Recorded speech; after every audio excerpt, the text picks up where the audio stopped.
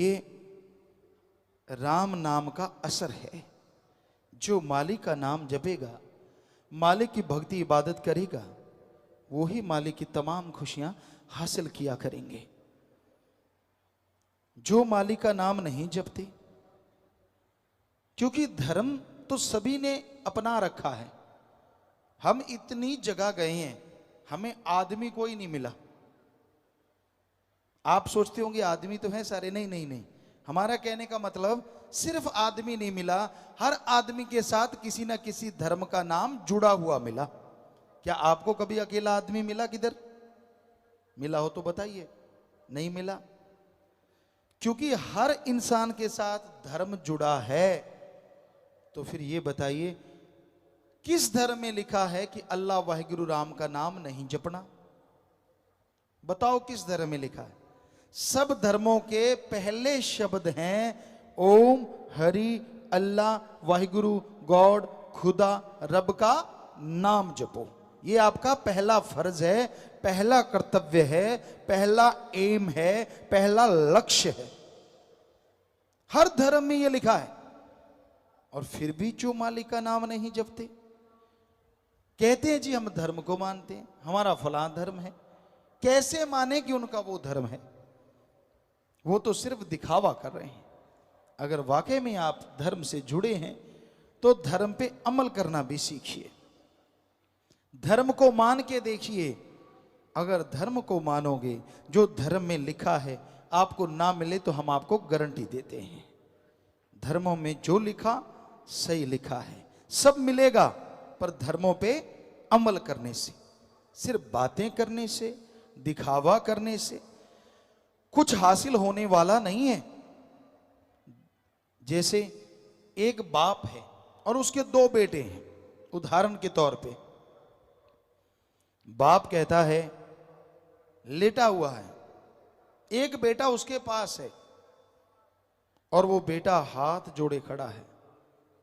क्या कहता है? बड़ा श्रद्धा, बड़ी भावना, हे पिताजी मैं आपसे बहुत प्यार करता हूं, हे पापा, हे बापू मैं आपसे बहुत मोहब्बत करता हूं। बाप कहता है ठीक है पानी पिला। वो बच्चा हिलता नहीं, नहीं पिताजी मैं तो आपसे बहुत प्यार करता हूं, मैं आपके बिना जिंदा नहीं रह सकता। बाप कहता है अरे पानी चाहिए, नहीं हिलता। पिताजी मैं तो बहुत प्यार करता हूं, मैं तो आपसे बहुत मोहब्बत करता हूं, आपके बिना जी नहीं सकता। बाप फिर चिल्लाता है मुझे पानी चाहिए। दूसरा बेटा बाहर गया होता है, उसको वहां आवाज सुनती है, वो दौड़ा चला आता हांफता हुआ, पानी का गिलास भरता है, अपने बाप को देता है, पांव के हाथ लगाता है, चला जाता है। अब आप बताइए, आप बाप हैं, दोनों में से आपको किस पे ज्यादा प्यार आया? उस पे जो हाथ जोड़ के श्रद्धा से कह रहा है आप मेरे बड़े प्यारे हो, मैं आपके बिना जी नहीं सकता, या उस पे जिसने दूर से आपकी आवाज सुनी और आपको पानी पिलाया, पांव के हाथ लगाए, चला गया, बोला कुछ भी नहीं? तो सीधी बात है उस पे जिसने पानी पिलाया। तो ऐसे हैं धर्म। धर्म को लोग, आप धर्म तो धर्म है जी, वाह जी वाह, माथा टेक लिया, सिर झुका दिए, कपड़े पहन लिए। ये है वो बेटा जो पास खड़ा कहता है मैं तेरे से बहुत प्यार करता हूं, मैं तेरे पे आशिक हूं, मैं तेरा फला हूं। अब एक बेटा ये सब अड़ंग बड़ंग नहीं करता, लेकिन धर्म की बात सुनी और सुन के अमल करना शुरू कर देता है। तो बताइए धर्म बनाने वाले और भगवान किस पे खुश होगा? जिसने सुन के अमल करना शुरू कर दिया, क्योंकि उन्होंने लिखा इसलिए कि लोग अमल करना शुरू करें और जिंदगी में खुशियों से माला माल हो जाएं। तो भाई धर्म को अगर कोई मान ले तो दुख नहीं आते। दिखावा ना करो, ढोंग पखंड ना करो। दिखावा करने से धर्मों में लिखा रहमो करम, दया, कृपा दृष्टि नहीं मिलेगी। अगर आप कृपा दृष्टि के पात्र बनना चाहते हैं, अगर आप प्रभु के नाम के काबिल बनना चाहते हैं, तमाम खुशियां हासिल करना चाहते हैं, तो आप प्रभु के नाम का जाप किया करो। दिखावे की जरूरत नहीं है। जैसे मर्जी कपड़े पहनो, अरे जंगलों में नंगे रहने वालों को भी भगवान मिल जाता है।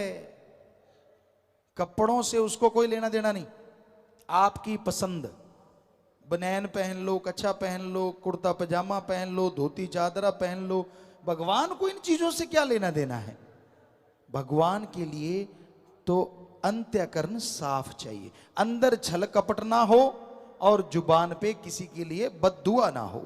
जुबान पे राम का नाम हो और अंदर सबके लिए भले की भावना हो, उसको भगवान बहुत जल्दी दर्शन दिया करते हैं और कृपा दृष्टि से माला माल कर देते हैं।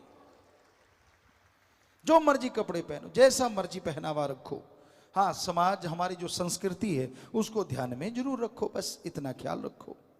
मानस जन्म पाके व्यर्थ ही खोया, काम किया खाया फिर रात को सोया, हो गर्भ में इकरार किया नाम को बिसार दिया। मानस जन्म, सर्वोत्तम शरीर, किस लिए सर्वोत्तम? खाना पीना, बाल बच्चे पैदा करना, घर परिवार बना लेना, ये तो पशु भी करते हैं। फिर किस लिए सर्वोत्तम? साइंस के नए नए साधन, पंखे हैं, कूलर हैं, एसी है, माइक्रोफोन है, और नेट मीटिंग आजकल कहीं बैठे कहीं के कहीं दिख रहे हैं, बातें कर रहे हैं, रॉकेट है, हवाई जहाज है, कुछ क्या से क्या बन गया। कहते शायद इसलिए सर्वश्रेष्ठ आदमी को कहा संतों ने। नहीं नहीं, साइंस में सुख सुविधा इतनी बना दी, खात्मा भी तो साइंस ने तैयार कर रखा है। आज देखो तो हाइड्रोजन, एटम, परमाणु, अणु और पता नहीं कौन कौन से बम बनाए जा रहे हैं। प्यारी सत्संग जी, जिनको मालूम नहीं होता, पढ़े लिखे तो सब जानते हैं, पर कई गांव से आते हैं, देहात से आते हैं, उनको पता ही नहीं होता एटम परमाणु क्या भला है। वो जब बम छोड़ देते हैं तो मान लीजिए कोई ऐसा बम छोड़ दिया तो 100 किलोमीटर तक, कहीं भी बम फेंका उसके 100 किलोमीटर तक या 50 किलोमीटर तक जो हवा है वो आग से भी कई गुना बढ़ के गर्म हो जाती है, और जो चीज़ भी उसमें आती, ईंटें हैं, पत्थर हैं, सब कुछ पिघल के पानी बन जाता है। आदमी की तो बिसात क्या, कहाँ बचेगा? कुछ भी नहीं बचता, इतनी ज़्यादा गर्मी हो जाती। ऐसा बम है वो, इतने लाखों करोड़ों को मार देता है, और उससे भी बड़े बड़े बन गए हैं। हाइड्रोजन है, अणु है, पता नहीं कौन कौन से बनाए जा रहे हैं। तो क्या इसलिए संतों ने कहा कि भाई तू साइंस में ऐसा कुछ करेगा तू सर्वश्रेष्ठ है? नहीं नहीं, सिर्फ एक ही कारण है। ऐसा तो पशु आगे हैं अगर ऐसा देखा जाए। कारण वो ये है कि आदमी के शरीर में रह के जीवात्मा प्रभु अल्लाह वाहिगुरु राम का नाम लेके मालिक को पा सकती है। इस मृत्यु लोक में भगवान को पाया जा सकता है, भगवान के दर्शन हो सकते हैं, तो वो सिर्फ और सिर्फ मनुष्य को, पशु पक्षी परिंदे ऐसा नहीं कर सकते। ये ऐसी बड़ी बात है जो इसके बराबर और कोई बात दुनिया में हो ही नहीं सकती कि कलयुग में मृत्युलोक में भगवान के दर्शन हो जाएं और मोक्ष मुक्ति मिल जाए। ये सिर्फ और सिर्फ मनुष्य कर सकता है, पशु पक्षी परिंदे घास फूस पेड़ पौधे कोई नहीं कर सकता। इसलिए संतों ने मनुष्य को सर्वश्रेष्ठ बताया हर धर्म में। अब आप देख लीजिए, एक तरफ तो धर्म का नाम है और दूसरी तरफ क्या आप ये काम करते हैं? क्या वाकई आप ये बात बताते हैं, सुमरण करते हैं, भक्ति करते हैं, इबादत करते हैं, राम का नाम जपते हैं? अगर नहीं तो आप सर्वश्रेष्ठ कहलवाने के हकदार कैसे हो गए? क्योंकि पशुओं के तो जीते जी मलमूत्र गोबर के काम आ जाती है, मरने के बाद हड्डियां चमड़ा सब काम में आ जाता है। आपका तो जीते जी ये सामान संभालने में ही लोगों को फिक्र लगा हुआ है कि आदमी का मलमूत्र कहाँ संभालेंगे, इतना बढ़ता जा रहा है। और मरने के बाद अलग से टैक्स लगता है, लकड़ियों का खर्चा अलग से है, बिजली का खर्चा अलग से है। ये तो सत्संगी हैं मालिक के प्यारे, जो जीते जी भी काम आते हैं, जीते जी भी किसी की जान बचाने में अपनी जान कुर्बान करने को तैयार हो जाते हैं, जीते जी गुर्दा देने के लिए तैयार बैठे हैं। और मरने के बाद पशु नहीं कर सकते, वो कर दिखाते हैं सत्संगी, अपनी आंखें दान करते हैं, अपना शरीर दान करते हैं, जिससे पूरी मानवता का भला होता है। ये है धर्मानुसार, बल्कि उनसे भी 2 कदम आगे बढ़ के। ये किसी ने सोचा ही नहीं था कि ऐसा भी मनुष्य शरीर का काम आ सकता है, या ऐसे भी मरने के बाद ये काम देगा। तो है ना कमाल। तो ये इस तरह से आप चलिए रूहानियत इंसानियत के रास्ते पे, तो आप वो खुशियां हासिल करेंगे, आपके परिवारजन वो खुशियां हासिल करेंगे जिसकी कभी कल्पना भी नहीं की होगी।